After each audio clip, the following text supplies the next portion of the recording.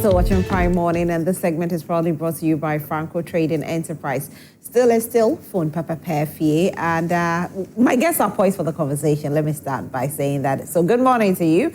Once again, you can send your messages to us on 055-157-5757, 055-157-5757. Now today we want to take a look at the standard of living as a Ghanaian. Yeah. There are days that you feel like everything is smooth, and then there are days that you are hit with those price hikes, and you ask yourself, am I really in Ghana? Somebody will say, like UK weather, you wake up one day, it's sunny, and by evening it's raining. So there's no straight, route to it. But anyway, this is what Ghana is all about. So we'll be taking a look at that as we expected to hear of price hikes in fuel today. So we'll delve into that. My guests are seated and poised for the conversation, like I said earlier. So let me introduce to you my very first two guests who are here. I have with me Dr. Joshua Zaato. He is a policy analyst with the University of Ghana. Good morning, Dr. Zaato. Good morning. How are you? Thank you. Nice, Rosalind. Great. It's good to have you once again. Thank you. Right. And we are bringing him all the way from Bantama. Yes, he is a former member of parliament for Bantama, and he's Honorable Henry Kokofu. Good morning, Honorable. Good morning, lady. How are you? Very well. Great. And it's good to have you here. Good to come also. Yeah. I'm happy I've been invited. I think this is the first time. Yeah, this is the first time. Yeah. We woke you up earlier. Well, what can I do? I like that. Anyway, thank you so much for coming in. So we'll do the newspapers quickly, and then we can delve into our conversation for this morning. So I'll start with the Ghanaian Times newspaper. The Ghanaian Times newspaper. Government opens design competition for missions abroad, and this is coming from the foreign minister. 273 million Ghana cedis earmarked for strengthening foundation learning. Education minister says so. Lands Ministry gets 5 million Ghana cedis, 25 new pickups to fight galamsey. Now, the fight against galamsey seems to be an unending conversation. I don't know if we'll ever be able to fight it, but as citizens, we are hoping that, yes, it will be done, because what can't be done? If South Africa has been able to do it, why can't we do it? All we need to do is to tackle it head on. If it's able to, if we do it, we can be able to solve it. But it becomes a political game when the people become greedy. So let's see what the future holds with galamsey in Ghana. Land guards on a rampage attack residents, estate developers at New Legon. I don't know what is happening with Accra land, because it looks like Accra land is like somebody attributed it to galamsey. It's like they sing, they're like 6 and 9. They're like that. You can't take it away. So the land guards are just like the galamseyers. You go on the land and they are shooting you, and they are doing this and they are doing that. I don't know, Doc, what do you think about it? This whole Accra land and Well, thank you. Good morning, and good morning to your viewers. And I like the fact that you are linking, or you try to link land guards to galamsey and everything. The citizens of Ghana spoke. If you look at the last elections, they spoke. And whether it is one thing or not, one of the biggest issues was galamsey. It was galamsey because people saw the galamsey argument in a very linear way. You are the commander-in-chief of the armed forces. The security services are under your care. So everything, at least, people wanted to see you use that power of the state, use that force of the state to deal with galamsey. Mm-hmm. The argument was that if galamsey cannot be tackled by the full might of the state, then what else? That was the reason why it was declared as what? An existential crisis. People came out. So the fight against galamsey, or the failure of the fight against galamsey, was seen as part of the failure of the state.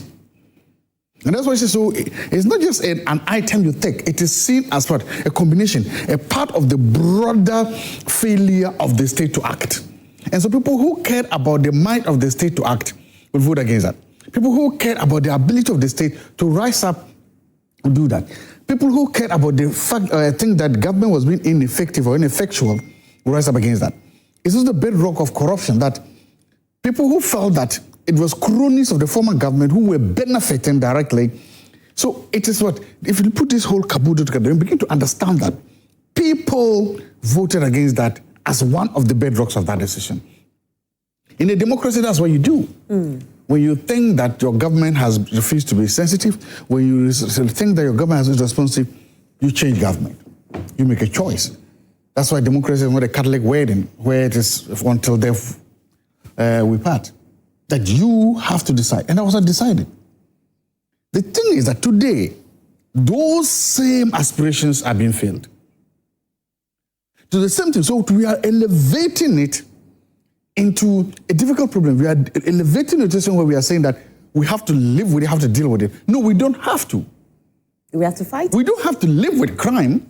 We don't have to live with an existential. You see, for me, that is the point that comes down when you look at it. When you say it is an existential crime, crisis, you don't have to live with an existential crisis. And here's the other thing: the remnants of it, the weapons, the weaponization of this. Everybody at the galamsey side is fully armed to the teeth. What are they going to do with those arms if they run out of that pit? They're going to take it outside. So you will see that the same way we have normalized land guards, we are increasingly normalizing galamsey. How do you live in a society like that? That's a question to ask. Honorable Kokofu, you want to take a bite on it? Yes. Good morning to your cherished viewers. I agree with Doc in the sense that when you profile the state security arrangements, I mean, when you do the national security profiling, you always come across some of these things. Land guards are organized gangs. I mean, they perpetuate crime, pure crime, nothing else. So are the galamseyers and all that. And just as you rightly said, just a year ago, I want to read something. This is coming from, with your permission. Yes, please. This is Sam George. It says, the damage to ourselves and our children by evil and wicked politicians, chiefs, clergy, and ordinary Ghanaians engaged in illegal mining must be denounced by all. How much money would assuage your conscience? May all involved be cursed, and I want to repeat here, may all involved be cursed, even to the 7th generation, for the harm and pain they are causing our beautiful nation. This is just unacceptable and a shame on those who have the power to stop the crime, but are complicit and turn a blind eye. May heaven reward you all with great pain and suffering. So last year, this was said by a certain member of parliament. Today, that person is a minister of state. Indeed, a cabinet minister as such. And this thing he spoke against is still raging on. So do we say that he has cursed himself and his government and his people by so doing? Now he's in power, and they have the full force of state security apparatus behind them, just as Doc said, the commander-in-chief of the Ghana Armed Forces, and the president himself, when he was in opposition, he told all of us that you use AI to stop galamsey. And for that matter, there is the need for state of emergency to be declared. Today, they are saying that it is not the case, state of emergency is not necessary, and then again, we have got to live with galamsey. You know, when you legalize an illegality, when you institutionalize an existential crisis, just like we've just been told, then you are putting the lives of the whole nation at risk. We've been told by the president that we've accrued how much? $6 billion US. Nasikano way, through gold, we have $6 billion. And we went for $3 billion from IMF. And that's within 3 years, about 3 years running, we have not even been able to disburse the full amount. So if gold has given us $6 billion, why are we increasing fuel? Why are we increasing water tariffs and electricity tariffs? We must be truthful to ourselves and tell the people what really needs to be done by power and politicians. All right. Today, I'm London. Today, where are the organized labor? They gave Nana Addo Dankwa Akufo-Addo up to 10th of August. If galamsey is not stopped, they were going to shut down the country. Where are the the Catholic Bishop Conference? Where are the media? That's it. All right. Honorable Timothy Awontre Matawade has also joined us. So good morning to you, Honorable. Good morning. How are you? I'm doing well. Great. And I like that you're wearing white. Yes. Yes. It's a good day, isn't it? God has been good. Fantastic. God has been good. His mercies and his favors has always been. Yeah. And congratulations to. Thank you. Yes. Thank you. We are so proud of Honorable. What are you congratulating Honorable for? Yes. Honorable is now the Deputy CEO of Forestry Commission. I say the money has come. Congratulations.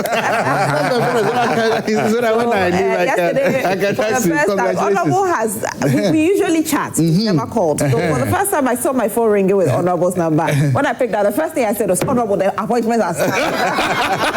I said, good. Yes, and I said, it's come and it's come. Congratulations. Fantastic. Forestry Commission. See what they are doing to our forest. Yes, so come there, but yes, I want to thank God for his mercies. I want to thank everybody, especially you and your team. You've been fantastic, you've been consistent. And all our friends, even both the MPP and the NDs, they've all been concerned about the delay. But I think that God's time is always the best. You know, I've always told you. And when God speaks, no one can challenge. And I think that it came at the right time. I want to thank the president and the team and for everybody that have been concerned globally, not just within the country. Sometimes these appointments put pressures on us. The pressure you go through from all of you, from everybody. I think what is happening, they are mentioning people, they are not mentioning it. Sometimes you can even read superstition into it. Yeah. You can say that, maybe your birthplace, there's someone who is holding your leg. No, you come to me and see a soothsayer. Yes, something, They will, but I think that at the end of the day, we thank God for his mercy. Yeah. Anyway, I'm so grateful. we are glad that you are here. We are taking a bite on the land guards, issue, and we actually linking it to galamsey because whether we like it or not, they have something in common, and it's become like a norm in Accra.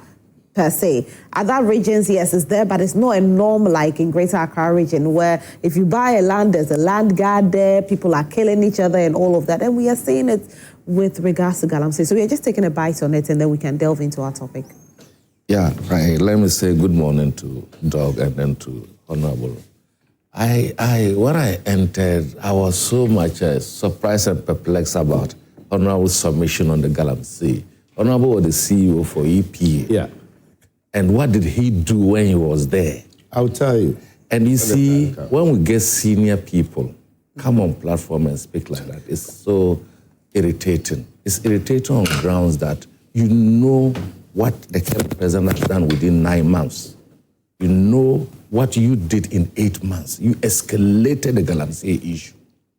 You were the EPA CEO. Yeah. You are quoting Catholic bishops' conferences and why they shouldn't talk. I'm asking them to talk more. Why should you ask them? You have no business.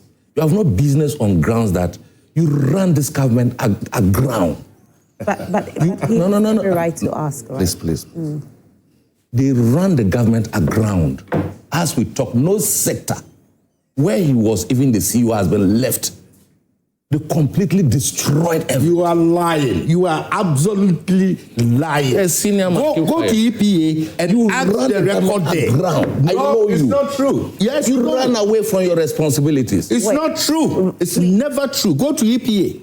What was done there? I know. Yes, you ran EPA aground. You are lying. Let him you learn. are lying. Let him learn. But should I allow him to lie? No, I'm just saying let him learn. I'm surprised at your age. You come and sit here. The president has done this. Where are the Catholic Bishops' Conference? Where are the TUC? Where is what? Address the issue. Don't attack my person. I am not attacking you. I'm attacking your thoughts. Is that the issue? But this is his view. Yes, and I'm entitled to my view. So when you were in opposition, you had the audacity to tell everything. Okay, gentlemen. You remember when galamsey started in this country? You remember the woman who killed the man in the back? This man ran to TV to the state. No. I'm a lawyer. No, gentlemen. Hold on. I'm not a lawyer. I'm not saying I'm not a lawyer. I'm not saying that I'm not a lawyer. I spoke that day as a lawyer. I'm not saying that you are not a lawyer. I'm saying that you are not a lawyer. lawyer. Yeah, Please, but let me I can come in. choose to be. Gentlemen, let me come in. Yeah, go in. So go into the land guards. Wait, please. It's always right that we address the issue and not the person. Immediately you go into at the person, looking at the person's But he speech was a and all of CEO. that. It doesn't matter. It doesn't matter. If you want, Let's if you want to address the scrutinize topic. my stewardship Okay. at EPA, Please, that's let's- another topic. Yes. We can deal with that. We can deal with No, that. let's address We are the dealing topic. with the issue of galamsey. Honorable Kokofu, hold on, please. So let's address And you are going to Forestry Commission, you will see. Honorable You are going to Forestry Commission and you will see. Honorable Kokofu, please. Because the first thing you're going to do, well, let me give you. The first thing you're going to do at Forestry Commission is to go and supervise galamseyers destroying the forest. That's why you've been sent there. Kokofu, hold on. That's your job. You're going to do there. Otherwise, you have no knowledge going to Forestry Commission. Honorable Kokofu. I don't know your background, but you have no knowledge in natural resources, forest management to go there. Honorable Kokofu. All that you've been sent there to go and do is to go and supervise your party people encroaching the forest and then guiding them and guarding them. Honorable Kokofu. To do that. Honorable Kokofu. That's your job. Honorable Kokofu. Go ahead. Please. Gentlemen, I'm pleading with you. Let's have some decorum here. I am pleading with you. Okay? There is one host.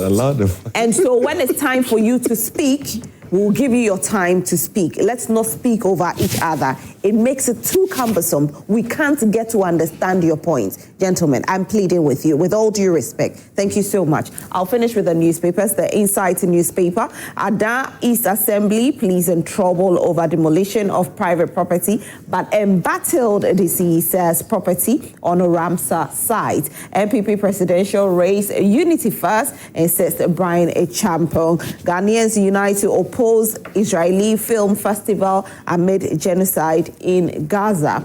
Nadoli Kalio needs urgent investment to unlock potential. This is from DCE. I hope I got the name right. If I didn't, please help me. Nadoli Kalio. Nadoli Kalio. Okay. Thank you so much. That's the speaker's constituency. Okay, Nadoli Kalio. Mm-hmm. Thank you so much. 110 students benefit from a Nandan Bia scholarship in Yendi, and Gold Board donates 5 million Ghana cedis, 5 pickups to Lands Ministry for galamsey fight. Our final newspaper is the New Finder newspaper. 4 prizes set to rise today as Cedi weakens. GSE rises on bank again. T-bills auction falls short. Investors turn to short-term bets. And Cedi among world's top performance despite remittance slowdown. Now, talking about that, the Cedi has depreciated, hence we will be seeing fuel prices rise today. Now, I want to give you a little bit of a breakdown with regards to this. Yes, the studio is a bit heated. It's normal. We do it all the time, so it's normal. You know, once politics is involved, it's always like that. So it's actually started where we had COMAC projecting that fuel prices was going to go up. And in the report, it said that prices will increase from 3.66% to 5.86%, bringing the pump price up to 14 Ghana cedis, 17 per liter. Now, if you are buying fuel, just know that the prices are going to shoot up. Now, why is it shooting up? It's because we have seen a depreciation in Cedi by 7.76%, a drop in it. Now, this is attributed to the fact that most people, because the festive season is coming very soon, most people are now importing more goods into the system. Hence, the dollar has become a bit scarce. So it's become like everybody wants to get dollar as it stands now. So Cedi has started depreciating. So we are going to see fuel prices rising. We'll be speaking with the CEO of COMAC pretty shortly. But then in the studio, I have all my guests here. Honorable Kokofu is here. He's representing the NPP. Honorable Timothy Awonti-Matabwade, who is the new Deputy CEO for Forestry Commission, is here representing the NDC. And I have Dr. Zaato representing policy, right? Yes, and he's with the University of Ghana. So I know Dr. Zaato is a neutral person here. Now, cost of living is expected to shoot up with fuel prices. Looking at our history in Ghana, anytime fuel prices go up, for whatever reason, everything shoots up. Transportation will definitely go up. Although, yes, there's some regulations there as to how much increase or how much, it shouldn't be increased. it's going to go up or it will stay, and then after a while it will go up. We are also going to see food prices increase. Some people even increase rent and all of that. Now, the NDC, one would say this is not what probably people promised us, but we are still seeing it. What do you have to say about that, Doc? Thank you very much. You know, I've come to be closer to you so that when these people start fighting, I think it's safer. This safe ground. This safe ground, exactly. This safe ground. You know, when the government took over, and then after the State of the Nation address and the budget, there were certain things that the government started to do because the budget is the biggest policy statement of the government. And we started seeing some results. The Cedi started gaining. We plowed it. You could say fuel prices were tumbling. You could applaud for that. Inflation was coming down. So you could say that the fundamentals of the country looked like they were taking a reset, let's say, for the good. And the government took all the credit. In fact, to the extent that even the national debt was also coming down. Now, when everything was happening, if you looked at it, it looks good. A new government has come, there was new energy, there was new vim, there was new vision, and all these things were coming. So it was good, and the government rightly took the credit for that. But some of us kept saying, look, when you are taking credit for these things, you must also at least understand that certain fundamental things were done, painful or difficult though they were, that today you are reaping the benefits. Acknowledge that governance is a continuum. And so when people do things, sometimes you don't get immediate benefits right now. And so acknowledge that continuum. We also said, look, global affairs do affect what would happen here. When the former government kept talking about the war in Ukraine, others affecting us, it was rundown, it was poo-hooed. But we know that they did. And we know that globally, oil prices are falling now. We also know that globally, because of the shambolic and uncoordinated policies of the Trump regime, the faith in the dollar had what? Shaken. And we also knew that there was also a seasonal thing about the dollar, that in January, February, March, around those times, people don't need the dollar much, as you said, it's seasonal. They are not using it to buy. All these things were there. Sometimes the problem policymakers have is that they refuse to communicate to us. Or when they communicate to us, they don't give us the whole information, the full information. They cherry pick and give us what they think we need to hear. So if you had the finance minister then, he inherited what is called a criminally managed economy. If you had the finance minister then, nothing the former government did was good.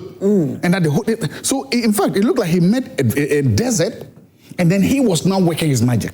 To an extent, it was called Ato Magic, and the phrases Ato is forcing came to place. We started hero worshipping the finance minister for all these things, without putting within a proper context. Today, the chicken have come home to roost. So the reality is, yes, inflation is down. All right, inflation is down. In fact, first quarter or third quarter growth is up. Those are true. But then look at what is happening then to the dollar. So you can then ask the very simple question, where is the Ato forcing? Where is the Ato forcing? Where is the Ato magic? You can ask yourself, fuel prices. When the D-levy was introduced, every single person that has a breath told you that it will lead to an increase in the price at the pump. We told you it won't happen. The senior policymakers on Rocco said, look, it's not possible. But the D-levy is on hold, though. Pardon? The D-levy is on hold. No, they've implemented D-levy now. It has. D-levy is not activated. Okay. Where the two I wasn't in the country. Yes, where the two of us come from, most people, especially this farming season, they either use the motorbike or the motor king, right? They go and buy fuel, 100 cities, 200 cities, or 50 cities to go to the farm. We know it was going to lead to an increase. And it was going to be, if you buy 100 cities. So these things, and everybody said, look, it was going to affect the price. It has now. Today, oil prices, again, there's something happening. If you look almost last year, whenever the fuel prices were increasing, it was a response to what? External increase the fuel prices. Today, there's a disconnect. External prices of fuel in the global market are dropping. Our fuel prices are rising. Do you understand what I'm saying? That means that it is all the factors that are contributing to the rise of the fuel prices are all local domestic forces. It is because of how the economy is managed or being managed or mismanaged. And that is for the first time, it's the first thing that's happening. That look, you are seeing global fuel prices dropping. We should expect a similar thing. But that is not happening. That is because of the almighty dollar. And what has been the government response? one of the things everybody agrees with, my brother will agree with me, is that the gold buying program of the previous government has helped or is helping. But it has not been acknowledged, especially at least in Ghana. You've never had any senior policymaker in Ghana acknowledge that the gold buying program of the previous government helped to show oil. No, there were two programs. There was the gold for buying, there's gold, the Bank of Ghana buying gold. Oh, the Bank of Ghana buying gold to shop. Okay. It's difficult to see managers of the economy explicitly acknowledge that. Except, I must be honest, the Bank of Ghana itself, the governor, the senior government officials, they come out to say it because, see, so they are nerds, they are data people, they are bankers, so they have to tell you the reality they do. Yeah. The thing is that now is the dollar. And two things are happening. You said now you can't go for your dollar. If you go for your dollar, they're going to charge you 5% for it. We have the rates, but we all know the real rate of the Cedi is with Abochi. This was criticized by the same finance minister. Today, Naima. So if you look at it, you then begin to ask yourselves, what is new?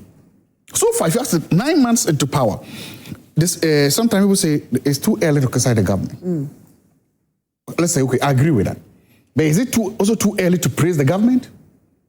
Because you cannot on the one hand come to say that you are working magic, you've worked magic to do all this, to ease this suffering on Ghanaians.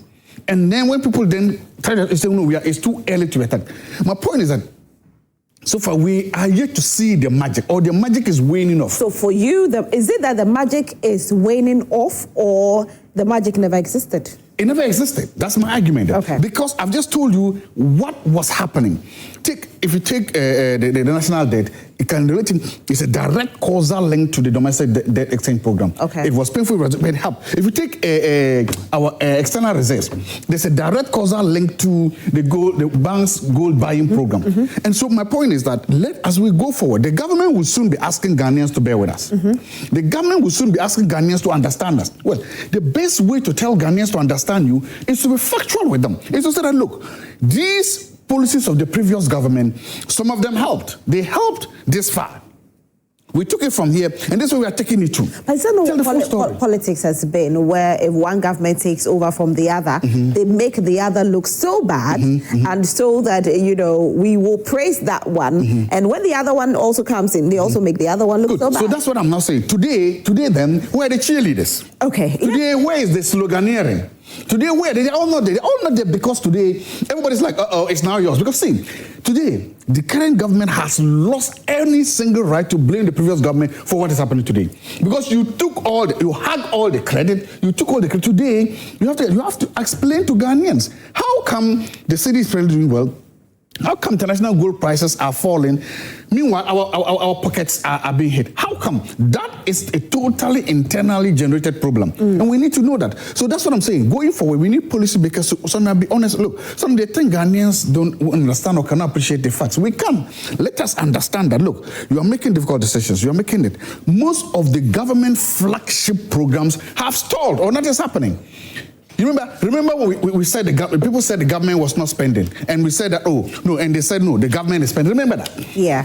How much have you spent on the Big Push program? It has not even started, right? How much have you started on the on this? So that's also about the spending side. That's why a lot of ministers now are not happy with the government. All right, thank you. Let me speak with Comac, but before then, you said gold prices have dropped, but no, they haven't. So I mean oil. Sorry, oil. All right, thank you very much. I meant to say oil prices because I wanted to create a direct causal link between global oil prices and domestic oil prices. Why are they falling whilst ours are rising? That was the question I wanted to ask. All right, thank you so much. Dr. Rivison Opong, he's the CEO of Comac. He's joining us this morning. Good morning, Doc. Good morning. How are you today? I'm blessed, and how are you too? Fine, thank you. Now, people are not too happy with the fact that fuel prices are going up. You gave us the projections, and with regards to your projections, can you please walk us through how you arrived with these projections and why the fuel prices are shooting up? All right, thank you, and good morning to your listeners and your panelists today at the studio. Unfortunately, I couldn't join you physically. Right, so like Raleigh said, in a way, we've seen the international benchmark prices plateauing for a long time, which the chamber predicted from March, that during the summer, we're going to have a plateaued fuel prices from the benchmark, that's international benchmark perspective. So if you've seen the Platts and ICE, it's either increasing or decreasing by 0.05 or 0.09, or just very marginally. This particular window that ended yesterday, we saw the Platts increasing by just about 0.5. So you're going to ask yourself, why we're not seeing 0.5 increase? And that's what the previous speaker mentioned. It is purely due to the depreciation of the Cedi. And also to you, the host, I believe you were a bit lost. We've been implementing the DDV, as you call it. Yeah, I was, for quite a long time now. So I travel small, and then I it's not small. If you don't know that it has come, there's not small. No, Rosalie, ask for this one there. If you don't know it has come, there's not small. I travel small. There's not small. But when MPP was in power, he was not able to travel frequently. Okay.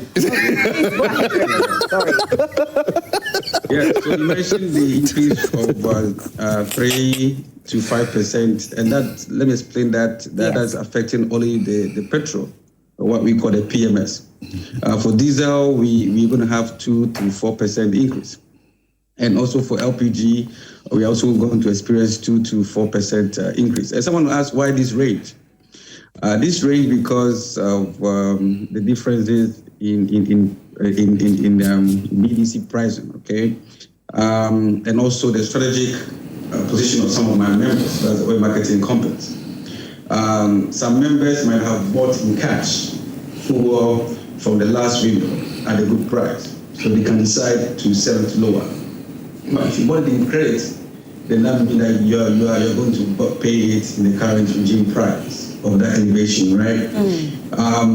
When the international benchmark prices are stabilized in a way or increased marginally, one of the most difficult or one of the most important, I would say, lever to the determination of the pump price then is the Cedi, all right? And looking at where we're moving from to where we're going now, obviously, economists like doctors sitting on the studio will say that this is where we should have been and not within the 10 ranges.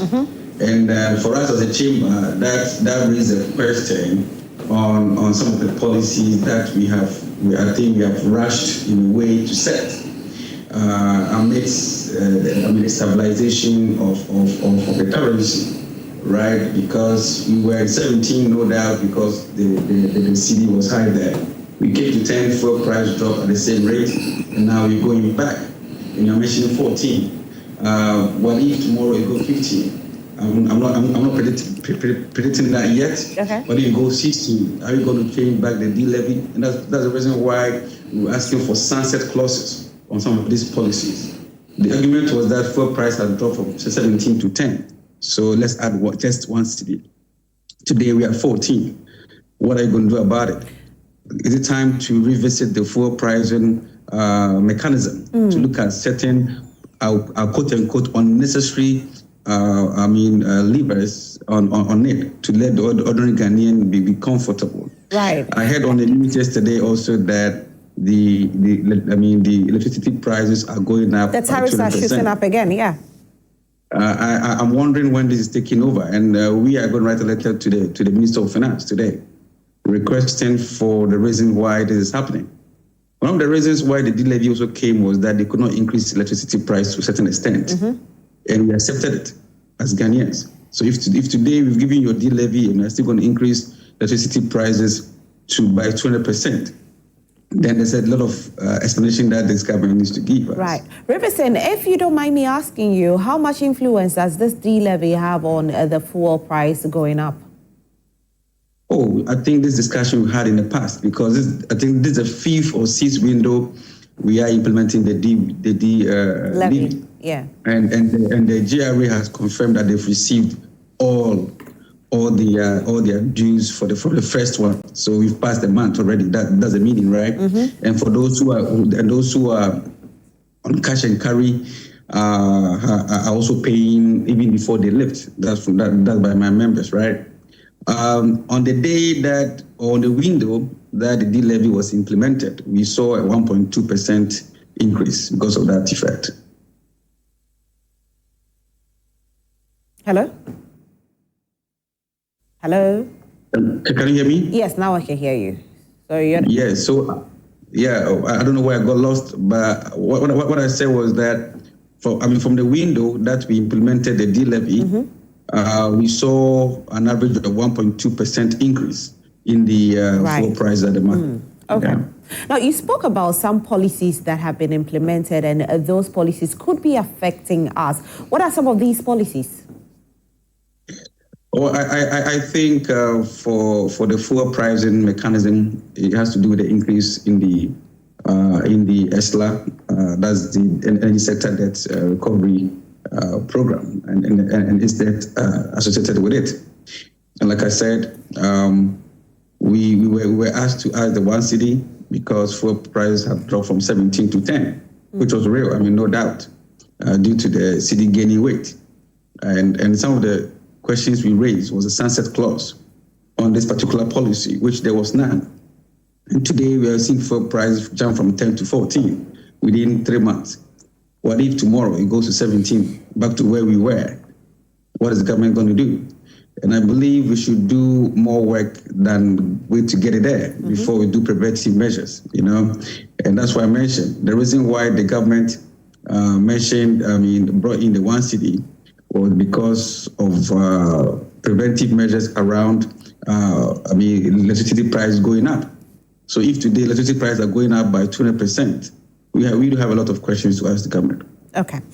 Thank you so much, Riverson. We are so grateful that you could join us this morning. I don't know, maybe you can hold on and then I have conversations. Maybe they'll have some questions and then you join the conversation. Is that okay? Okay, so I'll definitely see if Riverson is still on. But Honorable Awantrim, Ghanaians are concerned about yet another fuel price hikes. For you, your political party, what do you have to tell people who feel deceived by the government? Yes, before I go there, Honorable Kokofo, if I'd said something and then you felt that I didn't say it well, I take it back. But the important thing is that I think we've reached a stage that we must move from fixated thinking and promises that we make and then see how we can move the country forward in unison. We are a country, we are a people, and we want to see better lifestyles in the life of our people and so on. So if anything, I would have said that you were not comfortable with. I think it is part of our communications and that I take it back. Thank you. Thank you very much. You see, that's the CEO effect. He's not a policy maker, so. Dr. Zaato, I didn't know you were like this. That time I was here, he knows me. He's my senior and so on. Right. But you see, we haven't deceived the people. We have not deceived the people. Look, when we took over, you know the state of the economy before we took over. We've discussed it copiously on this platform and a lot of platforms. Dr. Zaato, a policy analyst, he himself and all of us knew the state of the economy before we took over. When we took over, even things that we did not discover came to bear. It made policy decisions extremely, you have to adjust them and made them. We didn't know that the energy sector was over 80 billion debt liability for us. Who is to pay that? What would the new government do? The D-levy Doc talked about was to arrest and to support the energy sector. ECG alone owed over 60 billion. What do you want the government to do? Tell me, we consumed it. We created a liability. A new government has taken over. Should we continue on that path and not stop the hemorrhage? And not stop the fact that there was so much corruption that we must do something to arrest the doomsday that we came and met and so on. That one is fact. We cannot run away from it. Made a point, and I just want to ask you with the point he made. The president said out of gold, we have earned about $6 billion, right? Yes. Now, if we have earned this amount of money, and you are saying, yes, the government inherited a certain amount of debt. Yes. As it stands now, it is Ghanaians who have to pay for this debt. Yes. Now, if we are accruing this kind of money from gold, why are we not using it to cushion the people a bit? How do you cushion the people when you have infrastructural deficits? The same people want roads to be constructed. The same people want reliable services, both in terms of water, in terms of even electricity and so on. School fees, the debt we met, we are paying them. Doc said we are not spending, we are paying. We met a lot of debt. School fees, name them. Arrears, we are paying. At the same time, the same source of money that we have should be used to cushion while we have deficits, serious deficits in our roads, in our schools, hospitals, and so on. But we need to fix them. Comfortable. Yes, but we need to fix them, and we can only glean from the taxes of the people or go out borrowing. Now, as we said this morning, debt to GDP has reduced. You know the debt to GDP now. You know the inflation is going down. Fuel prices, even though this morning we've talked and we're saying they can never go back to where they were before we took over. They can never. It cannot go to 20 cedis per liter. Because it was like that. It didn't last for long. Yeah. It was just a short. We will never go back to inflation 54%. You know, TOR is putting in place a lot of work to ensure that we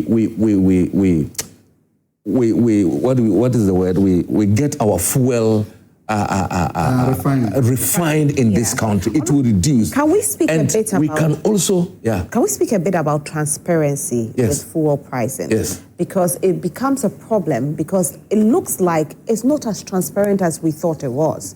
You know, you are there, you wake up and we are told, oh, Cedi is depreciating, hence we've put this, increment, we've put that increment, and the people are struggling. And once those increments comes in, let's not forget about every other tariffs goes up as well. Let's not forget about even school fees goes up for some reason. And so if this is happening, transparency, what can we say? No, that's transparency. In fact, fuel pricing... Is it transparent enough? Yeah, it is, because fuel pricing has never been a hidden issue. The taxes are on it, we all know it. And so it comes with our budgeting system, it comes with a lot of experts in the energy sector analyzing these things and seeing the way forward. We do not control the international global markets as to how fuel is priced, and so we buy from there and so on. So when these things come, the only issue is that the taxpayer, including all of us, would want our money to be judiciously used and invested in capital investments, not consumption, so that the dividends can get back to us at an appropriate time. We are 9 months in power. We know the challenges we met. We know where we have moved the country from one point to the other. Do not let us play any mischief or kid gloss about the challenges that we met. We could not even borrow a dime, $1 from outside because the economy had been run aground. The economy was a baller economy when we took over. It's a fact. We cannot run away. We all know this. And sometimes these things, and these days I keep telling... You have taken over for 9 months now. Yes, that's what I'm saying, that we are in power for 9 months. When you came in, as much as you say the economy was baller, you were receiving praises for the Cedi. Yes, certainly. Now the Cedi is depreciating. You are still talking about 9 months ago. No, the Cedi is depreciating. We know the factors. And you even mentioned them, Doug even mentioned them. He didn't want to be factual on the issue. He was dancing around it as a policy analyst and so on. But the fact is that the Cedi, you cannot talk about the positive impact of the Cedi on even our traders and importers. So on a lot of people, when we used to buy cement, when we used to buy issues over 1.6 billion with the equivalent of $100,000, it's moved. So for me, the challenges will be there, but we are prepared to handle it and face them squarely. Our 4 years mandate is going. It's not going to be a rosy, but I believe that let us discuss this in the context of a nation and how to move the economy forward. It is too early to say that, 9 months. No, 9 months is too early, my sister this morning. And we are how many years? 4 years mandate. Let me come. You handle the economy. You handle the economy. You handle the economy for 8 years. Praises about the Cedi appreciation. It wasn't. Yeah, but it's correct. Yes. We've All right. paid. We've paid. Look, please. Inflation. I just wanted to add fuel something very prices, small. debt to My brother will GDP, agree. Calling the cost of living and all those. When you hear down. a government saying that we didn't know what's happening, no, it's not factual. No. Okay. I didn't Because say that.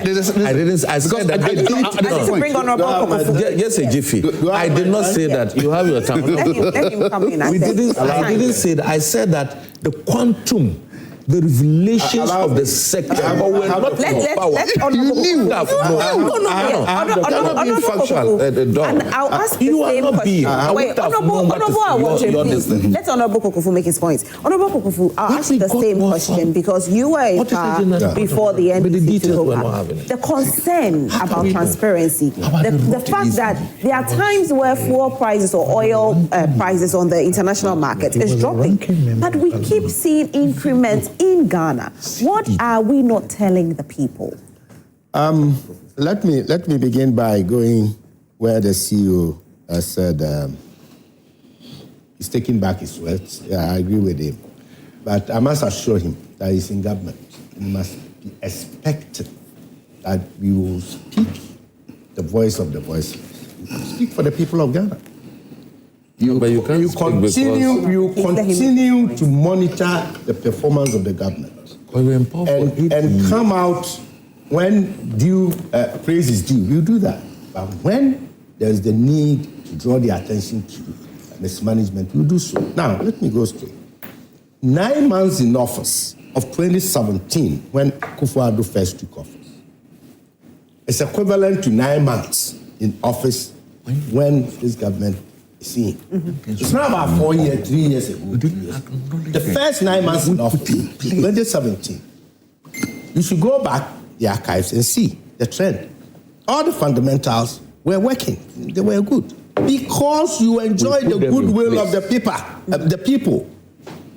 Ghanaians have that kind of heart. When in government, the first 6 months, 9 months, even 1 year, they are prepared to cooperate with the new government and want you to settle in. So when things are rousy and going and you jump to claim credit, calling all sort of things. When you came and the finance minister... So, Honorable Kokofu, please. Honorable, what you were making your point? Honorable Kokofu kept quiet. Please, give him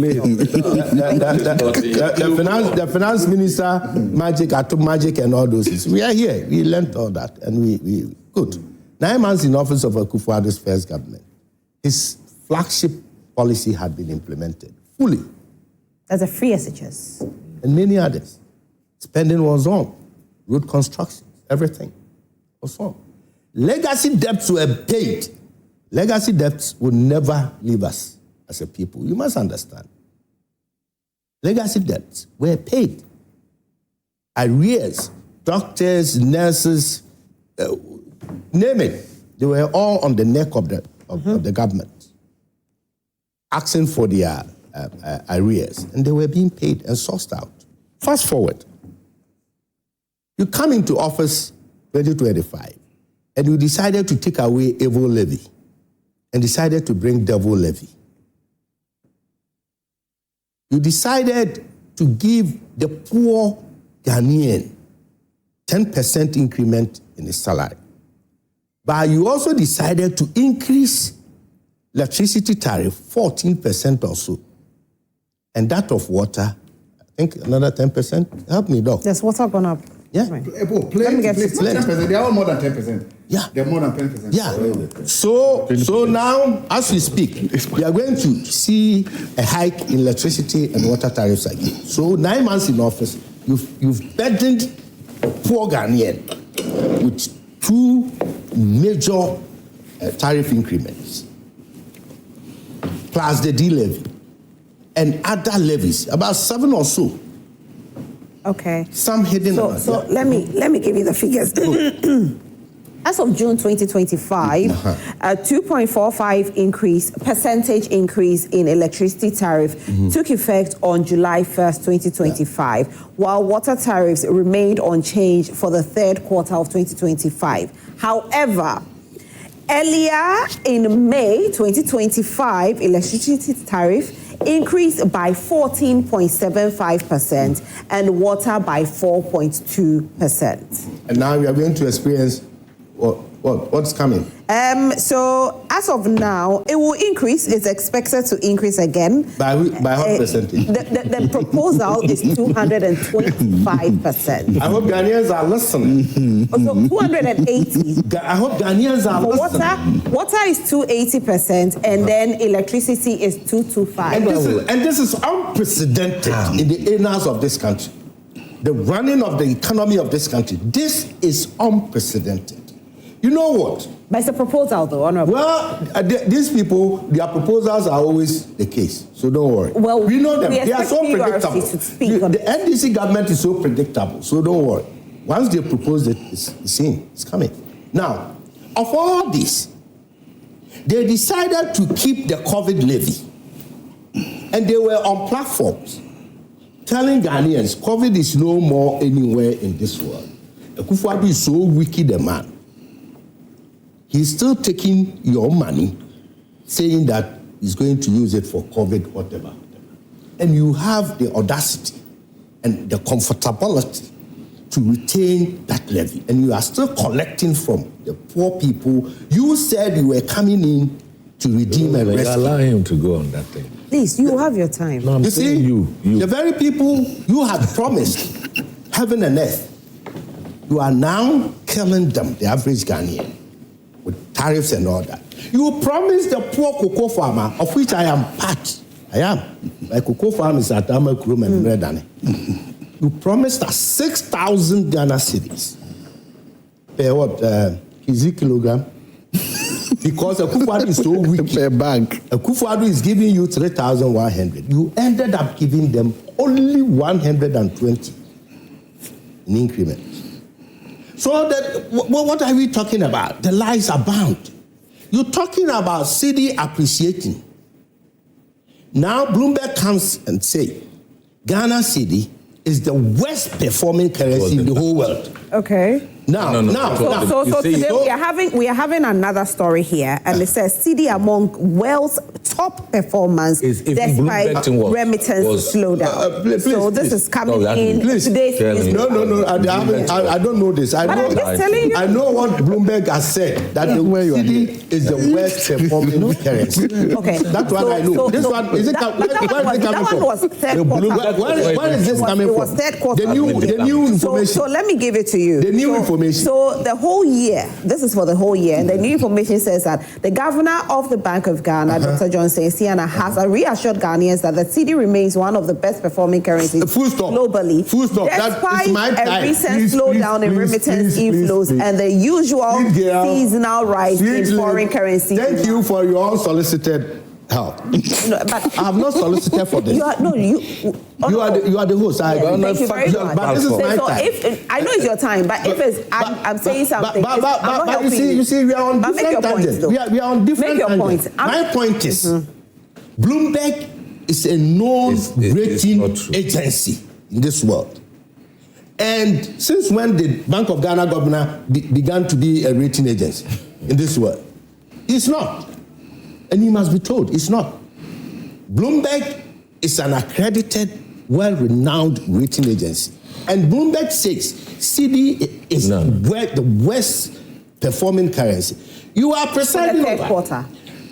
The governor and the finance minister, they are presiding over Koscielny Cedi. That is what happens to you. When you force you overfeed your little baby with carbohydrates alone. Without the proteins and all that, the minerals, you get the Koscielny baby. And that is what the Cedi is now. They are presiding over Koscielny. You know why? Because they were pumping in, shoving the Cedi. I think the figures are there, $370 million, $400 million, until IMF and World Bank drew their attention and asked them to be cautious. Do you know what happened? When the Cedi dropped up to 10 cedis and coming down, the panic began because government was losing 30% of its internally generated funding expectations. Yeah, these are facts. I mean, you can Google. Government. Now you want me to Google, but then earlier you told me you don't want my. No, I said no. This one I'm soliciting. In one point, Honorable says I don't need your help. Because I did not solicit. Go ahead and Google. This one I'm soliciting. The other one I did not come solicit. on a plain page with that. Well, so if you want to give you help. So now, the purchasing power, because you said the cost of living in Ghana, the purchasing power of the average Ghanaian has eroded. The poor average Ghanaian, go to the market, go and do survey. No sales. The traders are crying. Yes. Honorable, okay. Yes. Go to Bantama market. At least I know Bantama market. Go to Abuso Kai and whatever. The traders are crying. They're crying. Okay. And you come to tell the whole world. You come to tell the whole world that Cedi rate is so and so and so. And you go to the bank and there's none.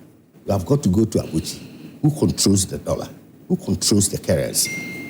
So whom are we deceiving? It is about time that politicians, including myself, become clean with you talked about transparency in the fuel pricing and all that.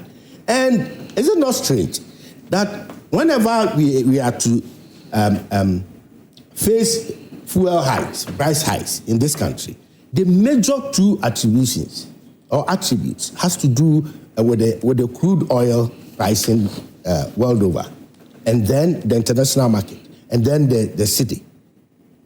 Now you are telling us that your city is performing, and the crude oil prices on the international market are dropping. So why are we to pay more? All right, that's a question. And why are we to pay more? And you still have $6 billion.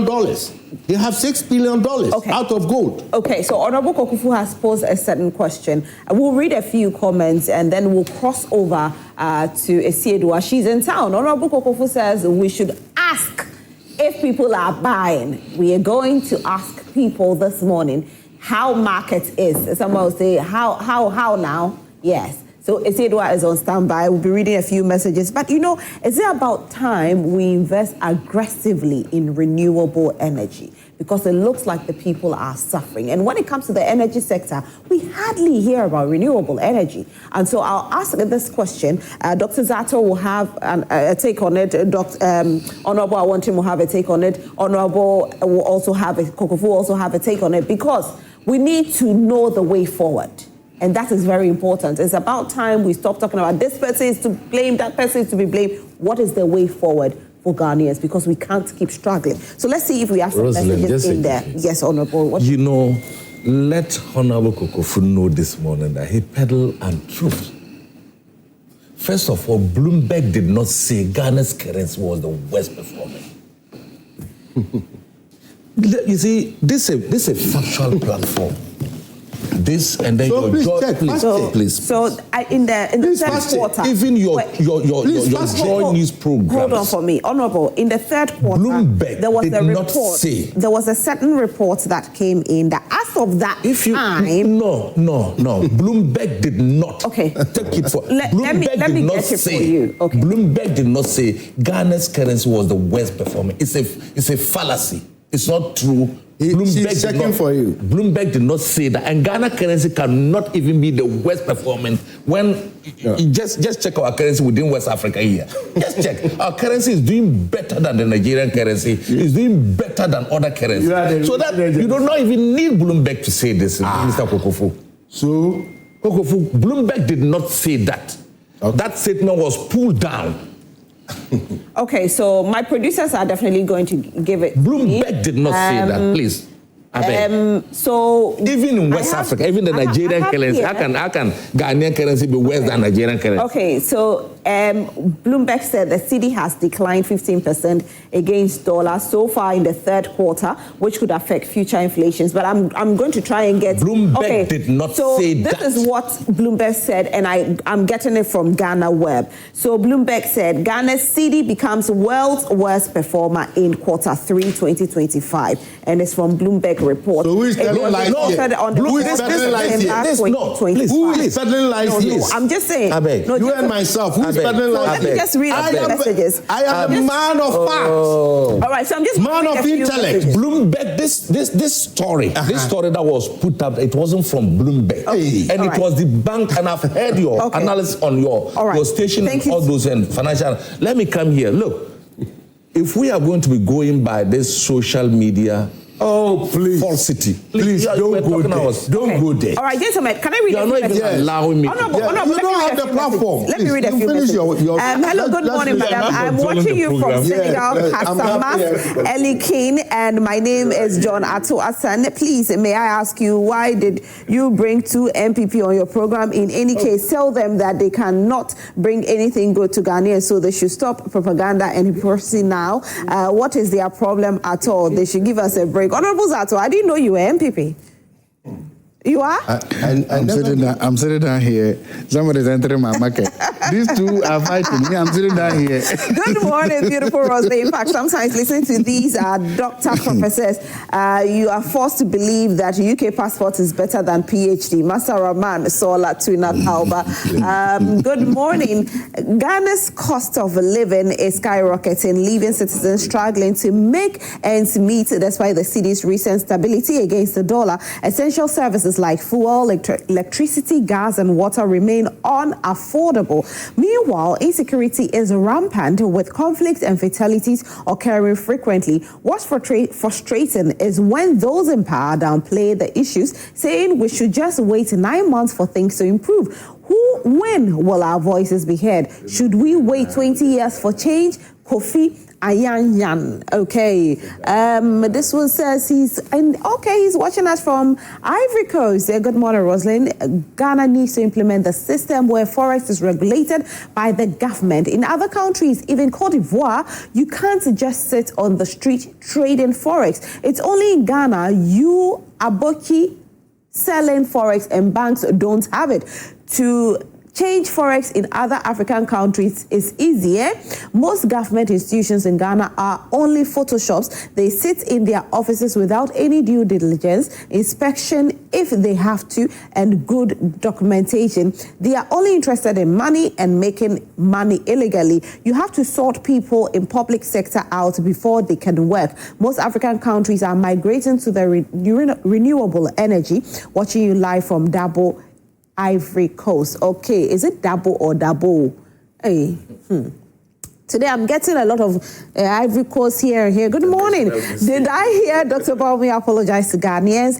But they said the MPP is the best thing that happened to Ghanaians, and they did so well than any other. Well, we hear the apology, but they should all wear sackcloth and smear ashes on their body for the next 16 years as penance. This from Jerome in Adabraka. If Bloomberg has debunked the fact that, then give us the source too. Why are you so emotional about the fact? We are talking facts, so bring your fact too. Fuel is 14 cedis, but you said it was 20 when you took over. You have no facts. You are in power now, but you seem to be communicating like in opposition. Great submission by Uncle Kokofu, Master Planner Jr., and he's joining us from Kintapo. Ghanaians are struggling due to a high cost of living, electricity and water high, and insecurity is widespread. It's disheartening when leaders dismiss our concerns, telling us to wait just 9 months. When will they listen to people's cries for help? This Brookman and Nobel. Congratulations to Honorable Timothy Awante Matabwade, my godfather, on your appointment as Deputy CEO of the Forestry Commission. Your dedication, experience, and commitment to service will surely drive positive change in this new role. Wishing you wisdom and strength as you contribute to the protection and sustainable management of Ghana's rich forest resources. Daniel Akpaliok from Sandema. Good morning, Joy Prime. MPP got 8 years in office to deal with galamsey, but they failed abysmally. Will you compare 8 months illegal mining as a national why will you compare 8 months illegal mining as a national canker, and it has political color? Authorities should wake up. Sometimes your English, use ChatGPT to help you. Okay. In relation with security in Ghana, we can all see and testify that the elsewhere Dampare administration was top-notch and has made others very okay. unrecognizable. I'll do a few more. Musa Abato and Sawasi says, good morning, Roslyn. The cost of living has truly improved under the current administration with prudent leadership, prices of goods and services, access to basic amenities and quality health services have been made affordable and available to citizens. We never knew there would be a leader who could bring the cedi down from 17 to $1 to 11 to $1. Okay. God bless President Mahama. We remain grateful to him for working tirelessly in the collective interest of the Ghanaian people. If 9 months is sufficient to remove the head of judiciary and arm of government, then shouldn't it be enough time to implement measures that keep the economy running with less burden? Amino from Isawom. Kefrin Pong says, good morning, Roslyn. Things are falling apart and we cannot pretend all is well with our country. Fuel prices was 14 cedis as of December 2024 when MPP left office. Today, 9 months under reset, fuel prices have gone back to 14 cedis and XP is 14 and above. The least said about galamsey, the better. The group of people NDC who called on Akufo-Addo to declare state of emergency when the water turbidity then cannot be compared to the worst water turbidity today, are saying declaring state of emergency is not an option. How happy Dr. Zaato is because something bad is happening to Ghana. These are the people. Whenever I go, everybody's on me. Hey, Dr. Zaato, what have you done today? I don't know. Okay. Even today, I'm not the one fighting. It was the two of them fighting. Please, I wasn't fighting. I'm I'm caught in the process. I wasn't fighting. All right, so incoming flag bearer of MPP 2028 and Honorable Hawa Kumsin. The insecurity in Ghana is becoming alarming with the ethnic conflicts at Mohammed's hometown, Bolibamboy, Sola Tuna, and the latest chieftaincy disputes at Drobo Sampa. Moreover, Inshura FM journalist Rasu Sasari Donko yesterday reported on NDC members involved in galamsey as of Fin Shelter, Belt, destroying our lands and water bodies. So Mahama and NDC government are not ready to fight galamsey, so Ghanaians must resist the oppressor's rule by voting for NPP in 2028 to save Ghana. Regards to Mr. Samuel Osei Sarkodie, incoming NPP Eastern Regional Youth Organizer, Mr. Mankwai Jare Isaac, incoming NPP Bono Regional Organizer. All right, thank you so much. So currently, we are going to circle.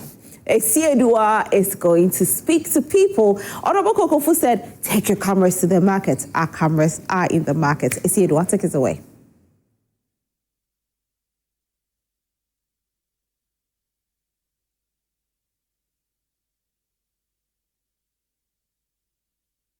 Good morning, everybody. My name is Esiedua Akomia. I'm currently present at the Odona GPRTU or the Odona Trotro station. Now, I'm here because, there have been projections or there's expectations of petroleum products increments starting from today, the 16th of September 2025. And so for those that will be widely or greatly affected, which is drivers, commuters, people who, use these ride-hailing apps, and not just ride-hailing apps, but people who bought trotros, taxis, we need to speak with them. But then we are going to speak with a few trotro drivers to just to understand and see or get to know how they feel about this expectant increment on petroleum products. And so I'm going to go this way, so do come along with me. And let's speak with, it's a pretty busy morning right here. And so, good morning. Ajam Pashon where? Okay. Now, Medindi Esiedua, you free, Joy Prime. Now, I know pay, Yasifiti and Neno, Aircono, starting from today, you better to talk petroleum products. Ejawate? Oh, David. One say, Me say catcher me. Into the Sisiana Watson or what drink anything. I acquire for Muntino, meet me ye. My children say, what to me? Oh, but to me, what to me? If you say, Kahuno be a boy. Oh, tie home, usually tie quiet on. 6 million 7 million wawu ana ka spare parts ni nyina ne boa yedi what you petrol so kra no what you yemfe so kra no yentumi aboso kan ni mu ade ne tonde down sa ne to nti ama awotiri wo mti what so kakra de man me pi se be boa yen yenye skanso de ato kan ho no ma de asumo man no nature say sisia ye ka say as pricing no shada nkoye ma mo shada nya sika na mo expect say mo benya na profit mo expect say mo benya as driver for ye nya what you kakra no ye ho ma ya to anwuchirim pa intine mo say nkoyi all right, so we are still here. So we are still here at the Odona GPRT or the Odona Ato Station. We are still speaking with a number of drivers, and so the chambers of oil, the Chamber of Oil and Marketing Companies have, they have said or they have made the announcement of an expectant increment in petroleum products starting from today. And so I want to speak with a few Trotro drivers, but you can also share your thoughts with us on our social media platforms, on Joy Prime, on Facebook it is Joy Prime, or you can take our WhatsApp number and let us know exactly how you feel about the price increment. With the man that I just spoke to, it seems he is happy, he's excited about the fact that there's going to be increments, because when they were reduced, they as drivers were suffering. He was making reference to the prices of some items at Obosio Kai, car tires and other, spare parts. It was pretty difficult for them to get the increment, the profits that they have to be making on their everyday work. And so he's excited. Please, are you ready to speak with me? Okay. All right. So we are going to move on. He was willing to speak, but it seems he's on the phone. So we are going to move on and speak with some other drivers. And then see exactly how they feel about all that is going on in relation to the increments in petroleum products. So we are still present at the Odona GPRTU, and then we are still going to be speaking with a number of people concerning the increments, the expectant increments in petroleum products that have been announced by the Chamber of Oil Marketing Companies. And so, hi, good morning. Good morning. Pacho, if I was saying? Nanaya, I'm Pacho, where? Adom. Yeah, sure. So what to say? 16 September 2025. No, you be increasing petroleum products since you petrol ever be increasing. From 366% to 462%. And so that's about like 14 Cedi, 72 Ghana Cedi per liter. What do you say? For the what make I say? More that I ache. Say better for so. More that I ache. Very fair. More my very fair so. But for the multi for so my. Am I young children, madam? Young children, pa. So better so my. Oh, you make say. You boy mu. Into the increments na ya wode. Yeah. For na say fair. Fuel no. Fuel na ye baba debi. Yaba tutum into notice no this yaba tutu petrol mu yaba tutu diesel mu gas so yaba tutu. Oh, dem no make no dem and am why say be tutu nem mu say dia am why if you say ya tifu so na ti pa for we say fair no so a normal but how say.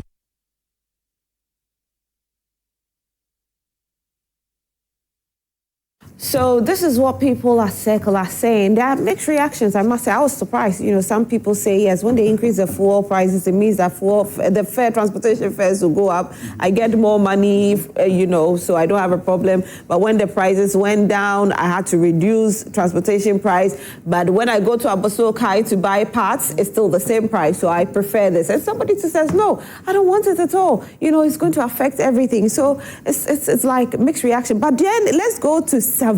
Savannah region, Banyuri. Currently, we hear that peace has been restored. Let's speak with Salisu Isifu. I hope I get his name right. Sometimes I try. So it's Salisu. Let's speak with Isaac Nonya for now. So Isaac, good morning. Good morning. How are you, Isaac? By grace, we are well over here. Fantastic. So we went to town to ask Accra people about cost of living. So let me ask you also how the cost of living is like in Banyuru. Well, here in Savannah, it's predominantly a farming community or region, agriculture for that matter. Many of those who cultivated last year, especially maize, they are crying off the market. There's no market for them to offload their goods and for them to expand their production. So what they did this year is limited, and they're still hoping that they're able to harvest. Just like what they're going through now, the market will be a problem for them to offload what they harvested last year. So generally, cost of living here is a bit moderate, but the marketing for them to offload what they harvested last season is not their concern. Right. What about the people of Banyuri? How are they faring with regards to the conflict? Has peace been restored finally? For now, the escalation has stopped. We have not heard of any attack of a human being for the past, let's say, the past 5 days, unlike what happened last week, right, where somebody was recorded dead around Calabar. And also within the week, we heard of the burning of tipper trucks and a house at the same Calabar. So the number has reduced drastically from the camp. But what we are picking from the Ghana Red Cross and the DC is that these people are moving out based on some directives from somewhere that one cannot really tell the motive or the reason behind the intention to close down the camp. Because we just spoke to the DC for the area and then the Red Cross director who told us that the people are supposed to leave, the camp is supposed to be closed. And there were signs that last night, that the camp should be closed today. And a child who was even on a mission yesterday was forced to be discharged last night. And really, I posed a question to the DC. Why ask these people to leave? And he said, no, the people are willing to leave. And I posed another question. If they are willing to leave, will it say people from Calabar who heard of the death of a man and then the burning of tipper trucks and in a house are willing to go back to Calabar? He said, yeah, it's true that they will not be willing. It's like somebody somewhere doesn't want the continued existence of the camp, which will paint a certain picture otherwise. But the Red Cross said in authority that they don't support the closure of the camp now. Per their ethics, you need to continue to keep the camp, even the people have left. The camp has to exist for 2 or 3 weeks for them to be sure that nobody will be coming back based on their personal security or whatever they think concerning themselves. And then one concern, an issue that I picked from the Red Cross is that these people, some of them who left last night, were complaining of how they are going to survive at home.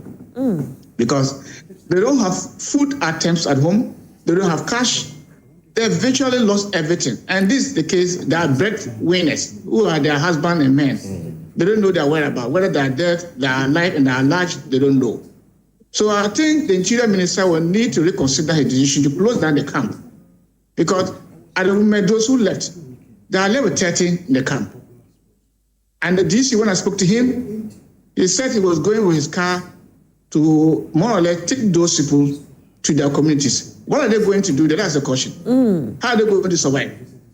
Many of them are children and a woman. There are 3 men, aged men who are in the camp at the moment currently.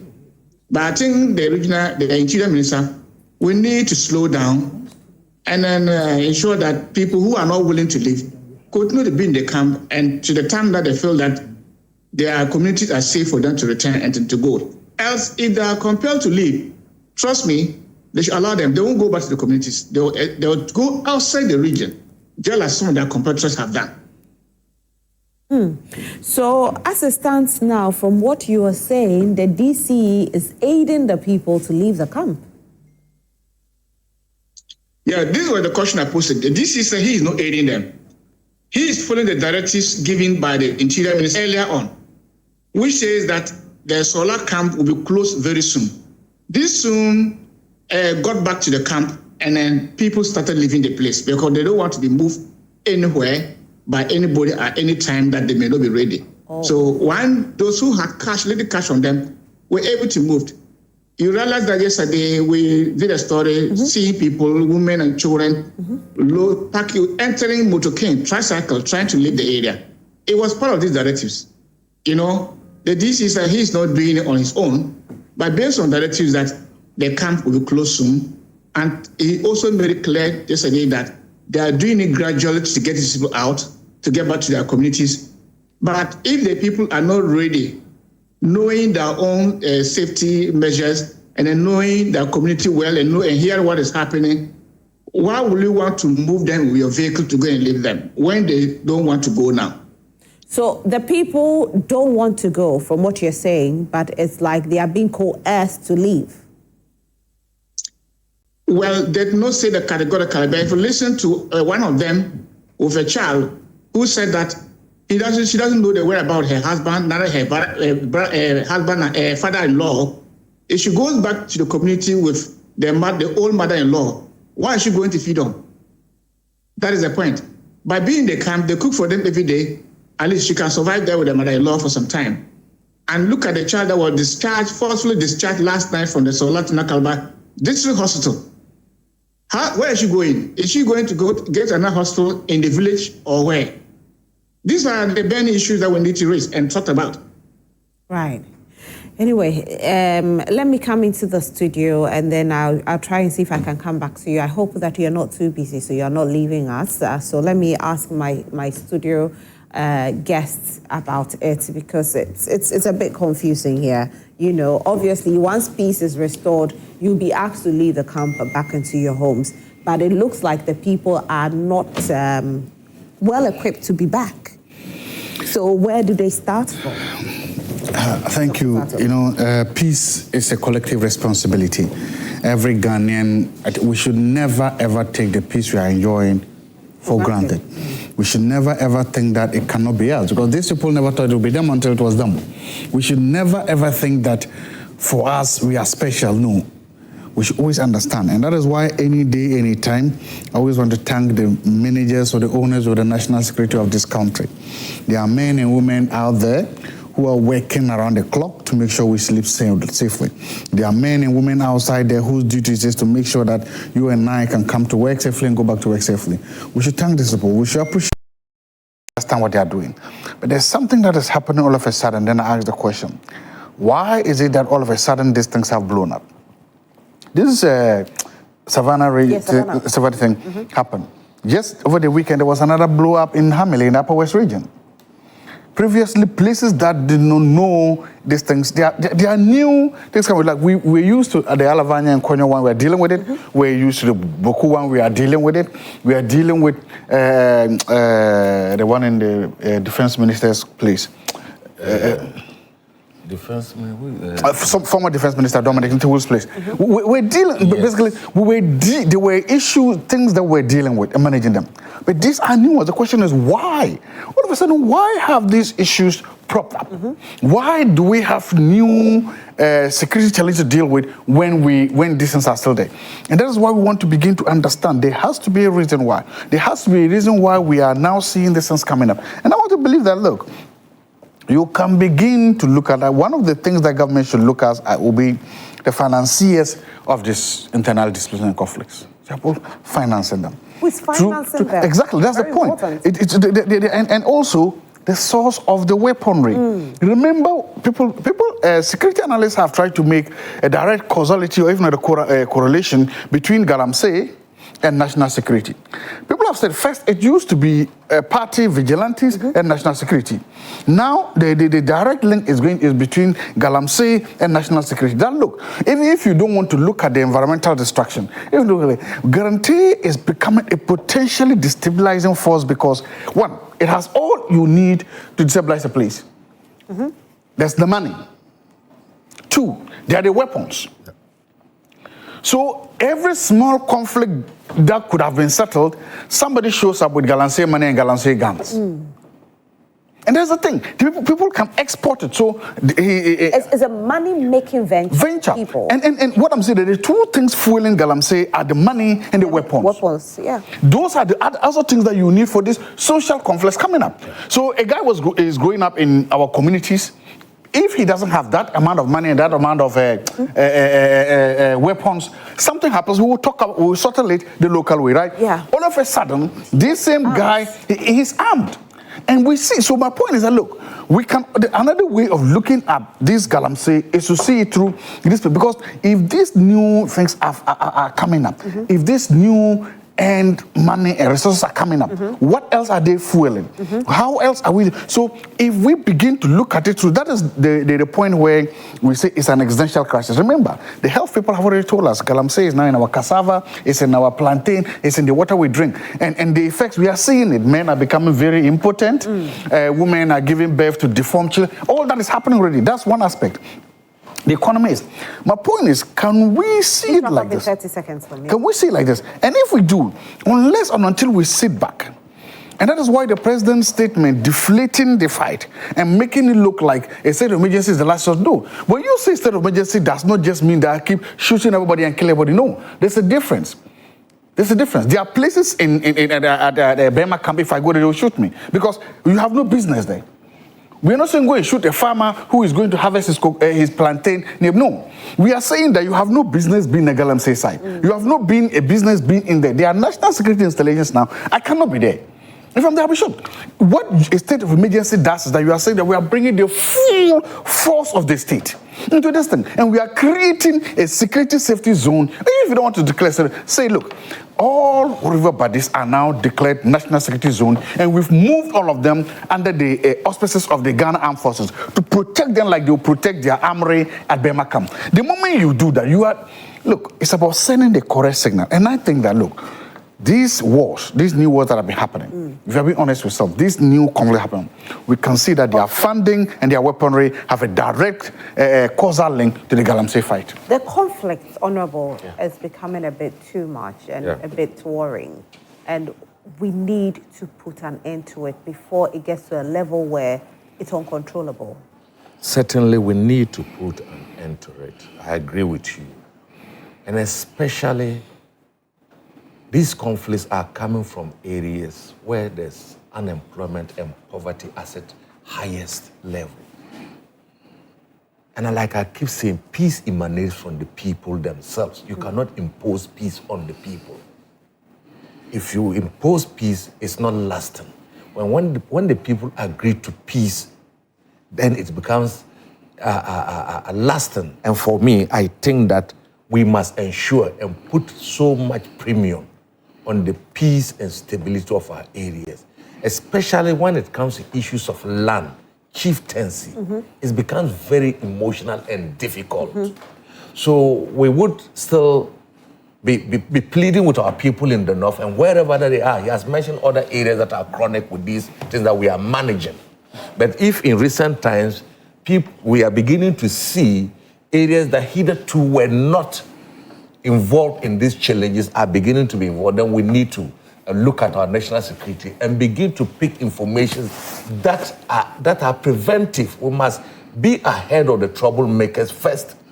National security must up its game, security, and even including people who are living in areas where there are potential conflicts, must begin to give information to national security.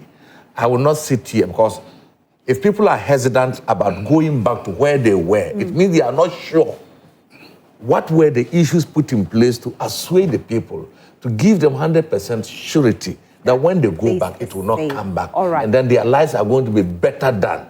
There's no way you can be in a camp and your life will be better. Women and our children, they are suffering. And for me, I think that national security should be up and doing and then picking information earlier. Fantastic. Honorable Kokofu. Yeah, I hope this is our last word. Yes. Yeah, okay. My condolences goes to the family of Apostle Kojosafu. Yeah.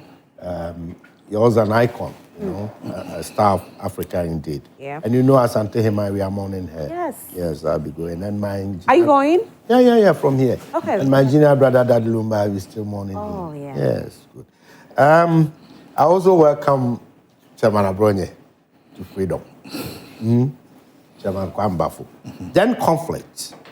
You see, we have refugees. We have refugees in Ivory Coast.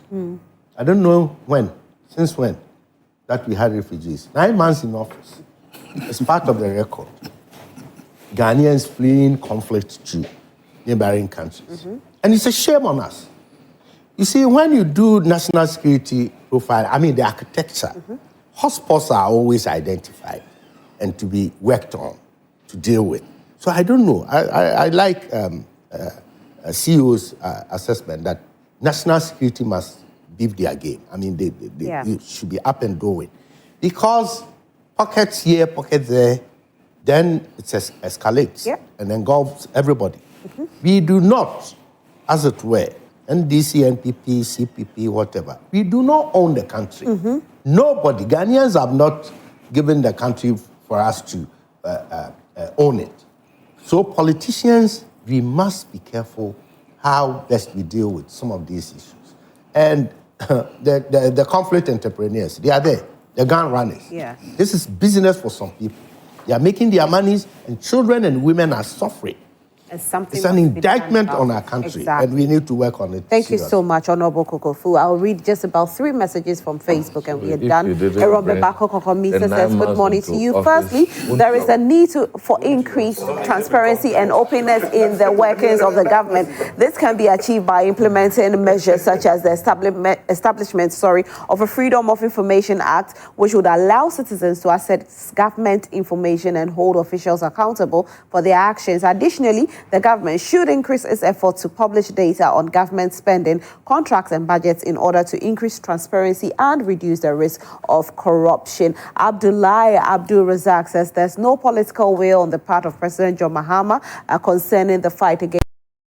In fact, some NDC MPs and party executives are engaged in these illegal mining activities. The promise to use AI to fight the menace was just a mere rhetoric and nothing to nip it in the bud. So T.E. Jackson says MPP party, their members and their leaders are the same. Kennedy Japan was right. This is all time will permit us for now. So I want to say a very big thank you to all my guests for being here. I want to say, if there's any point about the president, who allegations of galamsey has been leveled against and it is proven, the fellow should immediately be disabled. You have no business dealing with galamsey. Fantastic. Immediately. Okay, so that's Honorable Timothy. But if the person is an elected who represented the NDC. Honorable Kokofu represented the NPP. He's the former member of parliament for Bantama. And Dr. Zaato, I don't know if he's going to go into full politics one day, but Dr. Zaato is a policy analyst and he joined us this morning as well. So thank you so much, gentlemen, for making time with us.